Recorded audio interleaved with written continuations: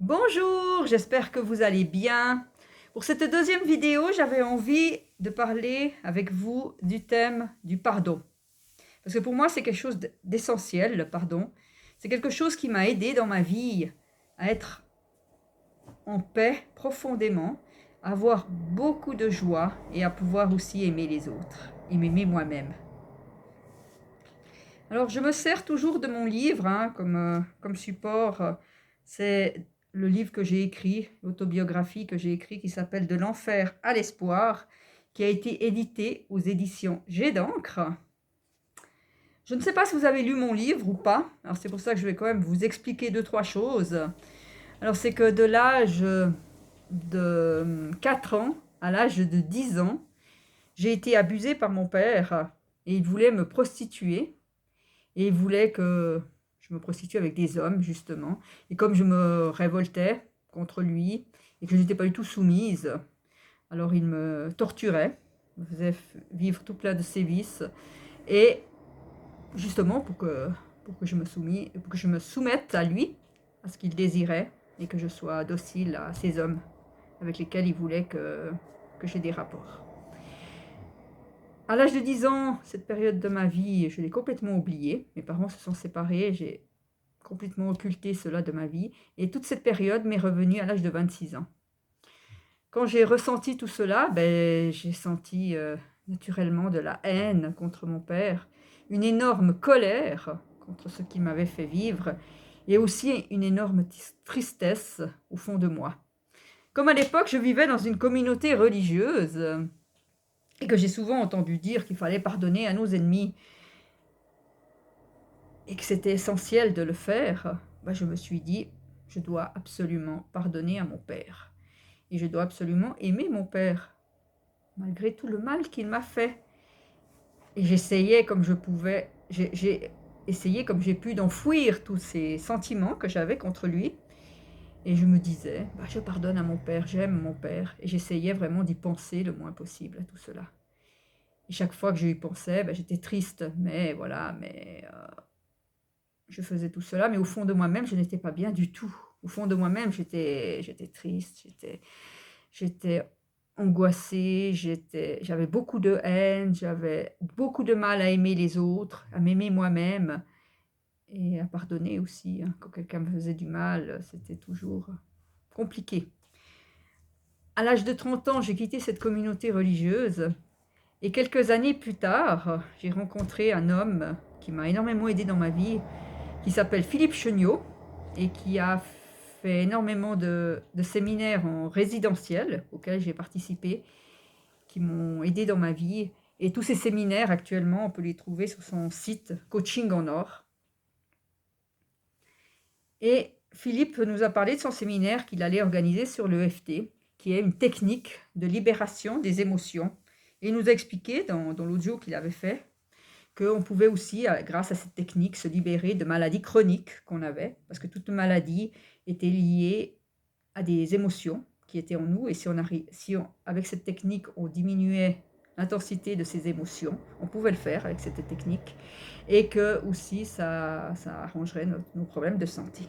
Alors moi je me suis dit, super, je me suis dit super, j'ai un problème de vue depuis mon enfance, et je me suis dit, très bien, je vais aller suivre ce séminaire avec Philippe pour justement me libérer. Ce séminaire durait sur un week-end. Et je me suis dit, voilà, c'est la bonne occasion. Et une fois, j'ai assisté à la première journée de cours que Philippe, et puis Philippe nous a montré aussi la technique, comment ça s'utilisait, et puis comment ça fonctionnait. Alors le soir, quand je me suis retrouvée dans ma chambre d'hôtel, je me suis dit, super, je vais utiliser cette technique pour justement me libérer de ce problème de vue. Au moment où j'ai commencé à l'utiliser, tout d'un coup, tous ces sentiments de haine, de colère et de tristesse sont montés, mais d'une manière très forte, à l'intérieur de moi-même. Et je me suis rendu compte que ce n'était pas du tout réglé, bien que je croyais que j'avais pardonné à mon père. Mais je me suis rendu compte que cette partie de ma vie n'était pas du tout réglée et qu'elle était tellement forte que je n'arrivais pas à vivre, tout simplement, à être heureuse, à être épanouie, à aimer les autres, à être bien, tout simplement. Et qu'il fallait absolument que je me libère de tout ça pour pouvoir même avancer, puis pouvoir même espérer un jour guérir de mes yeux, parce que je ne pouvais pas guérir avec ça en moi, quoi. Je veux dire, pour moi, ça me semblait complètement impossible, quoi. Alors, j'ai assisté, j'arrivais même pas à faire ce que l'EFT, hein, parce que j'étais tellement mal à l'intérieur de moi-même que je n'arrivais pas à le pratiquer toute seule. Alors, la deuxième journée de cours, ben, j'ai participé comme j'ai pu, hein, voilà. Et puis, après le séminaire, j'ai appelé Philippe et je lui ai expliqué ce que je vivais. Je lui ai dit, et je lui ai demandé aussi de pouvoir faire une séance de EFT avec lui pour pouvoir me libérer de tout cela. Et Philippe m'a dit que volontiers il ferait la séance avec moi, mais que d'abord il me proposait de faire un exercice où j'écrive toutes ces colères, tout ce que je ressentais, tout ce que je ressentais au plus profond de moi, je l'écris sur une feuille. Et ensuite je vais dans la forêt, je crie ce que j'ai envie de crier, j'ai envie de dire. Et puis ensuite je place ce papier sous une pierre et que je confie tout ça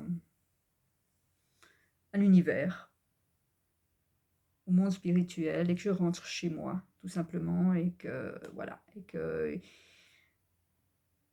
j'ai fait cet exercice, hein, tout simplement, et quand je l'ai fait, je me suis sentie beaucoup mieux. C'est vrai que je me suis sentie beaucoup plus légère, beaucoup mieux.